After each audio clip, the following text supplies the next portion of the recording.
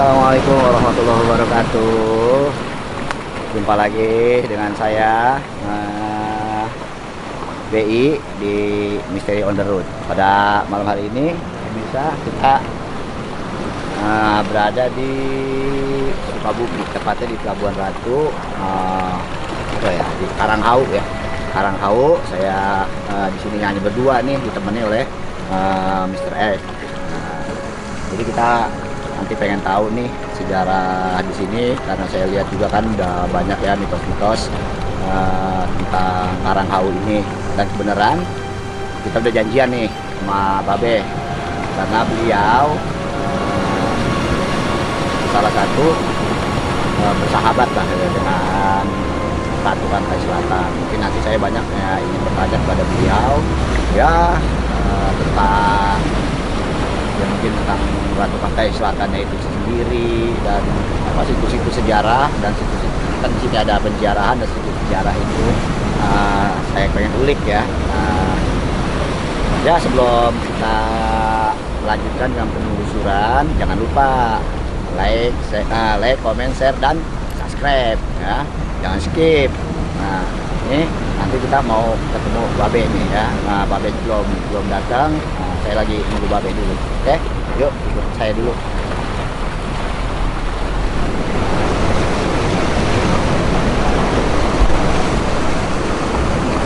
Assalamualaikum. Waalaikumsalam warahmatullahi wabarakatuh.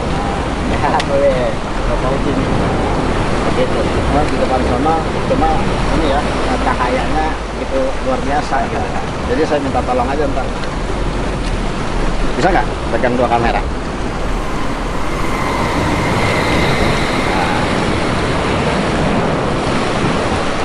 Bisa jalan.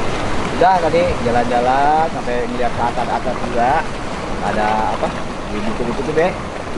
Ada kayak penjarahan, dan luar biasa malam ini tuh kayaknya rame tuh Be. Dari semalam kan kita sampai semalam ya, jam 4 ya, sempat hujan juga. Istirahat dulu. Ya, saya lihat tuh banyak yang ziarah tuh. Betul. Ke atas itu. Karena memang di atas itu yang disebut Karanghau ya. Ya. Terus kemudian memang di situ ada makam. Ada makam sebenarnya yang diceritakan orang ini bukan makam yang ada jasadnya, tapi makom. Nah, makom ini jadi istilahnya kayak sebenarnya kalau di agama Islam itu makom itu apa? Sebenarnya kalau di dalam agama makom itu tempat ada tempat artinya punya tempat tersendiri, tempat khusus. Nah karena memang masyarakat sini menginformasikan bahwa itu adalah makomnya guru-guru besar. Jadi ternyata itu adalah tempat peristirahatan beliau pada masa beliau itu datang ke satu tempat menjadi musafir ya orang kali ya, musafir. Dan kebetulan mungkin lokasi ini adalah lokasi tempat yang indah, yang bagus di pinggir pantai dan lain sebagainya. Tapi memang ada hal yang juga berbeda, gitu, tergantung tujuan masing. Gitu. Jadi mungkin istilah tepatnya petilasan kali ya. Petilasan aja sebenarnya. Ada pemirsa nih. Ngomong-ngomong, apa nih yang mau di ini nih di Misteri on the Road? Nah gini Be, karena kan ya kita ya Mr. X ya, Mr. X belakang manggut-manggut. Nah kita sebagai ya satu-satunya kami ini gurunya Babe, dan kita juga tahu nih tentang begitu dekatnya nih Babe di persahabatan Babe dengan Ratu Pantai Selatan. Kan gini Be, banyak versi ini kan ada Ibu Ratu ya, orang-orang sih menyebutnya ada Ibu Ratu, ada Ratu Pantai Selatan, ada Nyi Roro Kidul. Dan versinya ini beda-beda nih Be, katanya nih berbeda makhluk nih jenisnya nih. Ya. Maksudnya nggak satu. Nah ini menurut Babe gimana nih? Memang terkadang hal yang seperti ini sukar untuk dijelaskan ya, karena sebagian masyarakat itu kan tidak mengalami langsung, terus kemudian tidak tahu sejarahnya secara langsung. Nah mereka itu mendengar daripada katanya, terus kemudian misalnya mereka berburu kepada satu tempat, terus kemudian informasi dari perguruan itu ini begini, gitu. Ada 3 versi. Terus kemudian misalnya maaf lagi orang pergi ke dukun. Nah dukun itu akhirnya mengatakan bahwa ini berbeda, si A berbeda dengan si B berbeda dengan si C. Gitu. Nah kalau saya sendiri, artinya pemahaman saya Karena 2006 ya, saya bilang tadi 2006 saya datang ke sini itu pada saat saya sedang zikir duduk di sini di karang itu, tiba-tiba beliau datang. Nah begitu beliau datang itu, ya akhirnya saling bertegur sapa, kita saling menghormati, bertoleransi saja. Terus kemudian yang saya tahu itulah penguasa Ratu Pantai Selatan dengan sebutan yang berbeda-beda sebenarnya. Jadi di beda lokasi beda sebutan, beda lokasi beda sebutan, beda lokasi beda sebutan. Nah sebenarnya penguasa Pantai Selatan itu yang saya paham adalah satu, yang disebut Ratu Pantai Selatan, yang disebut Bunda Ratu, terus kemudian Nyai Roro dan lain sebagainya. Karena beliau ini kan banyak sekali memiliki pengikut ya. Oh iya, pengikut. Kemudian ada yang abdi dalam. Nah abdi dalamnya ini juga sudah dipercaya untuk bagaimana istilahnya setiap manusia yang datang dengan masing-masing karakternya, kemudian dengan masing-masing pemahamannya dan keinginannya. Nah, Ratu Pantai Selatan itu mempersilahkan. Nah, silakan saja apa namanya abdi dalam atau dayang-dayang beliau yang terpercaya itu untuk menyebut atas nama beliau. Nah, ini kan Pantai Selatan kan luas. Bahkan di sana di daerah Jawa itu Parangtritis itu kan juga ke arah Ratu Pantai Selatan ya. Tapi pertanyaan saya, kenapa Ratu Pantai Selatan itu memilih istana pusatnya di sini? Sebenarnya ini juga bukan salah satu istana pusat gitu. Artinya kalau istana pusat itu tetap ada di laut dalam. Ada di laut Pantai Selatan yang dalam gitu. Karena sebagai penguasa tetap mencari segi keamanan. Terus kemudian dengan laut dalam itu lebih kewibawaannya itu kan lebih luar biasa gitu. Nah terus kemudian istilahnya kekuasaan itu kalau di laut dalam itu berarti menyeliputi apa yang ada di seputarnya ya. Gitu. Makanya ada di daerah Jawa Barat, terus ada di daerah Jawa Tengah, ada di daerah Jawa Timur, bahkan sampai ke luar negeri kan yang Jawa Tengah itu kekuasaan Ratu Pantai Selatan. Jadi kesimpulannya saya bertemu dengan beliau langsung, yang saya bertemu yaitu satu, artinya Ratu Pantai Selatan, penguasa laut selatan, seluruh laut selatan.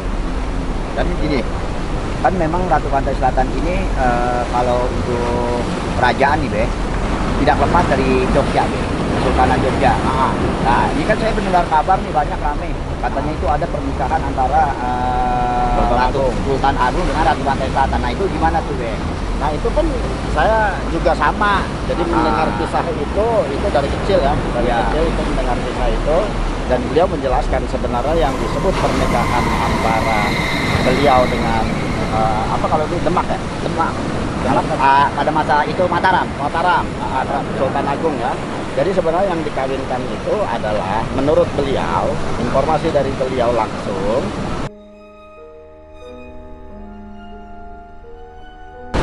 Jadi yang dimaksud pernikahan itu adalah pernikahan dua kerajaan, jadi kerajaan darat dan kerajaan Goib Ratu Pantai Selatan. Sebenarnya itu gitu. Itu yang saya pahami dan yang saya dapat informasi dari beliau langsung. Gitu. Dan wallahu alam tentang kebenarannya. Itu artinya dan itu pun kita serahkan kepada penonton ya.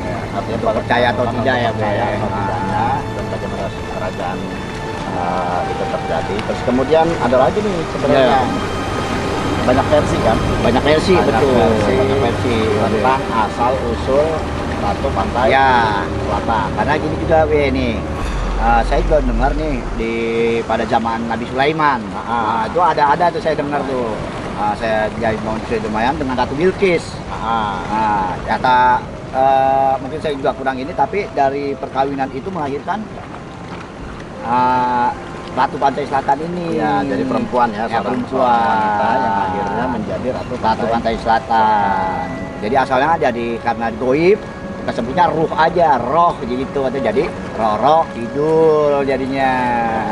Jadi gimana tuh Ada lagi kan yang lainnya tuh. Banyak Terus kemudian yang satunya lagi itu ada dari bidadari Nawang Bulan ya. Dari Nawang Bulan karena marah sama suaminya karena tidak mengikuti perintahnya, akhirnya beliau ke laut. Terus kemudian yang satunya lagi adalah tentang anak dari kerajaan Prabu Siliwangi. yang terkena penyakit, terus kemudian dibuang ke pinggir pantai, terus akhirnya dia nyebur ke laut. Nah semuanya wallahu alam sih, artinya memang pada masa itu kan kita nggak ngalamin ya, Nggak ngalamin masa itu, tetapi secara kalau kita nalar dari prediksi kita sebagai manusia ini, kalau kita hitung-hitung nih ya, ini kan Ustadz Roji seharusnya lebih paham nih. Alam gaib itu sudah Allah ciptakan lebih dulu di dunia Betul. ini. Jadi sebelum manusia ada, sudah jadi ada. bumi ini sudah dihuni oleh Bangsa jin. Nah, misalnya ini ya cikal bakalnya dari keturunan jin yang ada sekarang, dan kalau dihitung umurnya mereka sudah di atas umur manusia, bahkan Nabi Adam. Gitu. Sudah di atas umurnya Nabi Adam.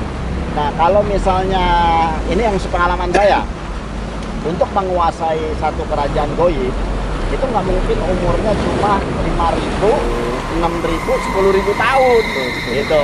Itu kalau untuk ukuran jin umur 10.000 tahun aja, itu paling dia menjadi raja, itu raja-raja yang kecil-kecil wilayahnya itu lebih kecil. kecil. Tapi seperti Ratu Pantai Selatan ini bisa jadi ini umurnya ratusan ribu tahun atau jutaan tahun, kita nggak tahu gitu kan. Karena saya bertanya tentang umur, beliau pun tidak menjawab dengan pasti berapa umurnya, usianya beliau gitu. Tapi kalau kita telaah dari saya ada baca satu buku yang mungkin itu dikitabkan secara apa namanya, dan itu dikembangkan artinya di agama kita. Saya lupa itu nama ininya, tetapi ada salah satu yang mengatakan bahwa begini. Jadi Nabi Adam itu punya usia antara Nabi Adam dengan Nabi Nuh itu selisih umurnya 1000 berapa ratus sekian gitu. Terus kemudian Nabi Nuh ke Nabi Ibrahim itu 1000 sekian juga. Nah terus kemudian dari Nabi Ibrahim terus sampai ke Nabi Isa, terus sampai ke ini, nah dihitung-hitung itu belum ada 9.000 tahun, baru 7.000 sekian tahun. Nah kalau 7.000 sekian tahun, nah berarti kalau memang itu anaknya Nabi Allah Sulaiman alaihissalam dengan Ratu Bilqis, ya seharusnya belum bisa jadi raja. Iya betul. Gitu. Harusnya belum bisa karena usianya masih terlalu muda untuk bilangan kategori goib. Nah kalau kita tahu kan iblis ya, Azazil, terus kemudian sekarang jadi iblis. Nah ini kan umurnya aja udah berapa? Iya. Tinggal di langit pertama 80 tahun, langit kedua 80 tahun, terus naik sampai dia turun lagi, berarti beliau itu mungkin umurnya sudah jutaan tahun barangkali. Begitu hidup di alam dunia ini sampai naik ke atas langit, menghuni sorga, sampai akhirnya dikutuk oleh Allah Subhanahu wa Ta'ala menjadi iblis. Nah, begitu. Berarti dulu itu sebelum manusia ada yang disebut Cina itu ya, yang manusia yang alam ini sebelum manusia. Waktu ya karena membuat kerusakan kan, itu juga termasuk juga ya, ada di ayat suci Al-Quran, di dalam Al-Quran kita itu termasuk juga. Apakah ini Ratu Pantai Selatan ini salah satu mungkin ya kalau pembantaian atau pemusnahan itu yang selamat gitu? Yang selamat, ya diantaranya itu yang saya pahami, dan beliau katakan bahwa memang itulah termasuk teman yang biasanya itu sering ke rumah saya yang disebut sender. Sender itu umurnya ratusan ribu tahun gitu. Nah itu sender, dan sender itu masih di bawah Ratu Pantai Selatan. Jadi istilahnya kalau sender saja umurnya ratusan ribu tahun, bagaimana dengan beliau nih? Iya. Ratu Pantai Selatan berarti umurnya lebih masih lebih tua lagi ya. Karena menguasai kerajaan Ratu Pantai Selatan yang luasnya entah berapa ribu hektar barangkali atau jutaan hektar kali ya, nggak ngerti lah saya hitungan itunya. Jadi intinya begitu sebenarnya Bang Ipau, bahwa hubungan saya khususnya nih ya, saya pribadi adalah hubungan saling yang bertoleransi. Dan saya datang ke sini pun itu sudah izin duluan, sampai beliau katakan ya silahkan datang ke sini. Dan kalau misalnya nanti saya mengupas tentang Gusti Ratu di sini bagaimana, silahkan saja sesuai dengan apa yang pernah kita bicarakan dan sesuai yang saya informasikan kepada Kanjeng, silahkan. Karena memang antara saya dengan beliau Ratu Pantai Selatan ini ya hubungan kita biasa, hubungan sebagai pertemanan ya, seperti seorang sahabat, saling membantu dan saling mengisi. mungkin ini Be, satu lagi nih Be ya, sebelum ini kan udah mulai pagi nih ya. Ada juga kenapa nih Be? Kan banyak orang yang memuja beliau. Betul, betul. Ya mungkin ya karena ingin kekayaan, ingin jabatan, tata atau apa tuh. Ya apa ada seperti itu tuh. Sebenarnya begini juga gitu. Hal itulah yang banyak terjadi gitu kan, banyak terjadi, dan itu pernah saya tanyakan kenapa Nyai Ratu Pantai Selatan itu mengambil tumbal. Nah ternyata petumbal itu dia katakan itu bukan saya awalnya yang meminta, tapi saya memberikan syarat. Jadi dia yang mendatangi ya. Nah, dia yang mendatangi, dan pada saat itu mereka meminta, ya inilah yang dia bilang orang-orang putus asa yang tidak mendapatkan hidayah. Ya, jadi Nyai Ratu Pantai Selatan itu mengatakan manusia ini yang datang kepada saya adalah manusia yang tidak mendapatkan hidayah.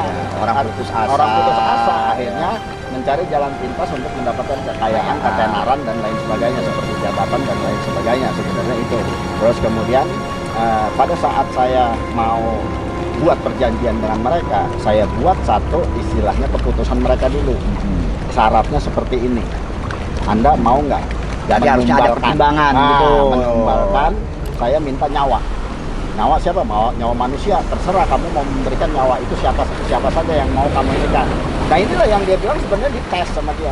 Manusia ini manusia yang hilang, tidak dapat hidayah dari Allah, apa masih mendapat hidayah dari Allah? Ternyata memang benar-benar tidak mendapat hidayah dari Allah, sehingga akhirnya dia berani atau rela mengorbankan orang lain, nyawa orang lain untuk dipersembahkan kepada Ratu Pantai Selatan, penguasa Pantai Selatan. Nah di sini dia Nyai pun bilang, apakah saya salah? Sedangkan saya sebenarnya sudah memberi wanti-wanti. Ya, gitu. Artinya memberi peringatan dulu ya sebelum memutuskan. Akhirnya mereka tetap memutuskan demi kekayaan yang mereka capai. Dan Ratu Pantai Selatan sendiri mengatakan, saya punya emas banyak, saya punya harta benda banyak dan lain sebagainya, dan tidak menjadi masalah. Dan kebetulan memang saya butuh pembantu.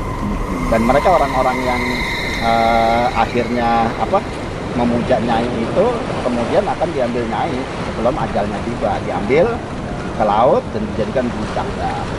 Gitu. Dan ada satu lagi Be, ini unik ya Be, kan waktu itu kita pernah ya malam Sabtu Suro nih, kita kesini dan ini kan luar biasa Be, yang saya lihat sendiri tuh ya seorang, ya mohon maaf pemirsa ya, ulama di pondok pesantren, santrinya banyak, tetapi kenapa masih berkiblat Ratu Pantai Selatan, bahkan minta selamat lah gitu.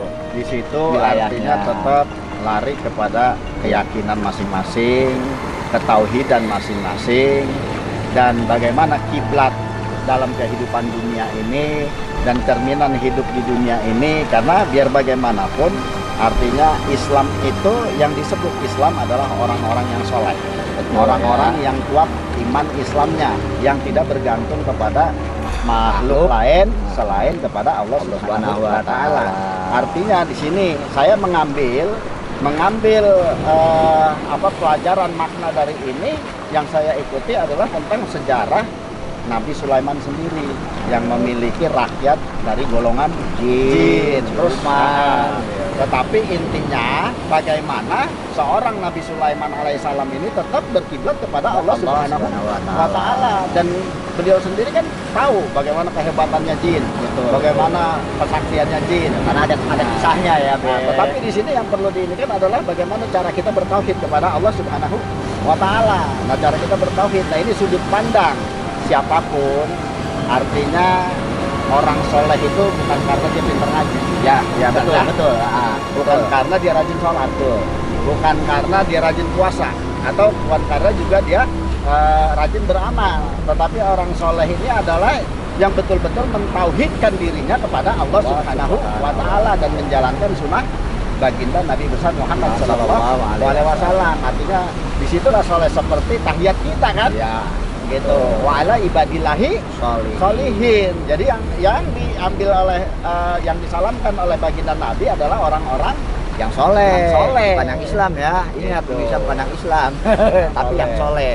Orang Islam yang menjalankan perintah Allah dan meninggalkan larangannya, serta ya intinya berketauhidan yang kuat tidak menduakan Allah. Tidak menduakan Allah. Artinya kita datang ke sini, kita hanya saling bersilaturahim. Iya. Artinya kita saling bertoleransi antara makhluk Allah. Dan satu lagi, Allah ciptakan kita manusia ini sebagai khalifah Di muka bumi. Itu salah satu pertanyaan dari Ratu Pantai Selatan pada saat itu. Dan saya katakan, manusia adalah khalifah di muka bumi. Saya hanya bergantung kepada Allah Subhanahu wa taala. Kalaupun saya mati karena air laut atau lain sebagainya, atau karena Ratu Pantai Selatan, maka sesungguhnya saya tidak bisa berbuat apa-apa, karena itu berupa menjadi kehendaknya Allah Subhanahu wa taala. Tapi alhamdulillah justru beliau itu menjadi tertarik dengan saya. Begitu. Iya, kan kemarin kita ya Be, ya luar biasa juga Be ini. Waktu kemarin acara pengislaman Tuan Jin, termasuk beliau dan rakyatnya. Sebagian besar itu rakyat beliau yang diantarkan oleh beliau untuk bersahadat. Gitu. Jadi pemirsa, intinya dakwah itu kan tidak mesti dengan manusia ya. Betul. Bagi orang-orang yang memang diberikan kelebihan ya, bisa melihat alam gaib, alangkah baiknya gitu ya. Karena ada ketentuan juga kan makhluk gaib juga. Kita kenalkan cara makannya, ngakak. Jadi ada rasa kasihan juga kita kepada mereka, supaya kita tarik lagi dia pertuhankan Allah dan menjalankan syariatnya sehingga mendapatkan surganya Allah Subhanahu wa taala. Karena jin pun diberikan pemikiran yang masih sehat. Meskipun hawa nafsunya besar, tapi mereka juga masih punya pemikiran. Dan ini unik nih sebenarnya. Ada keunikannya. Jadi belakangan ini banyak jin yang masuk Islam, bersahadat. Ya wallahu alam tentang sahadat mereka, apakah dalam kesahadat yang baik atau sesungguhnya atau tidak, wallahu alam gitu kan. Tapi mereka betul-betul begitu datang lagi mereka minta ngaji, mereka minta ngaji, mereka minta belajar, diajarin sholat dan lain sebagainya. Itu alhamdulillah. Nah, disinilah artinya ada satu kesempatan dan mereka mengatakan, saya hidup sudah puluhan ribu tahun. Hidup saya puluhan ribu tahun, saya hanya menzolimi diri saya sendiri. Nah, itu saya ingat lagi di dalam surat Al-Jin. Betul. Bahwa jin itu mengatakan, artinya dahulu mereka begini. Sekarang mereka berkeyakinan kepada Allah Subhanahu wa taala. Barangkali mungkin saat ini itu dulu kali ya. Mungkin karena udah pagi juga nih. Pagi juga. Terima kasih banyak ya. Pemirsa, penonton Misteri On The Road dan Ekspedisi Lorong Waktu Babe nih. Alhamdulillah atas pemahamannya kepada kita tentang ya Ratu Pantai Selatan ya Be ya. Mungkin Babe dah Ya cukup sekalian saya closing. juga ini artinya saya dengan Ahmad Fauzi mungkin kita cukupkan pertemuan kita hari ini di sini ya, karena memang sudah pagi juga ya, sudah indah. Ini kita mau nikmatin lagi nih alam-alam di seputar ini, dan insya Allah barangkali nanti lain waktu kita sambung lagi. Nah, dari saya dan Ahmad Fauzi cukup undur diri. Wabillahi taufiq wal hidayah. Wassalamualaikum warahmatullahi wabarakatuh.